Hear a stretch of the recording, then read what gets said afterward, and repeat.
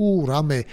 არსებობს რის გამოც რუსეთმა მაშინ თავის ამოცანა ვერ შეასრულა საქართველოში იყო სამი ფაქტორი.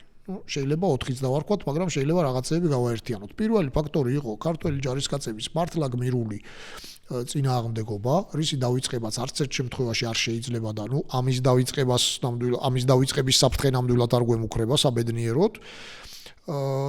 მეორე გახლდათ ის, რომ არ არსებობდა პოლიტიკური პარტია, რომელიც კოლაბორაციონისტულად გაურიგდებოდა და ხელისუფლების ცვლის პირობებში მეხუთე კოლონა არ იყო ფორმირებული და ამასთანვე ვაკავშირებ ქართველი ერის ნებას, იმიტომ არ იყო ისეთი პარტია, რომ ასეთი ნიადაგი არ არსებობდა საქართველოში, ხო, რომ პარტია ყოფილიყო, აი რომ შეგვექმნა მე და თქვენ ორ კაცსაც ვერ ვიპოვიდით და ამიტომ არ შევქმნით, თორე ახლა აგენტურა მაშინაც იყო და ეხლაც არის, მაგრამ არ იყო ხალხში განწყობა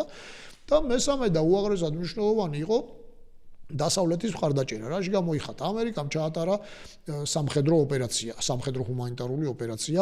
რამაც ამერიკული განზრახვის სერიოზულობა ასე ვთქვათ ცხადყო.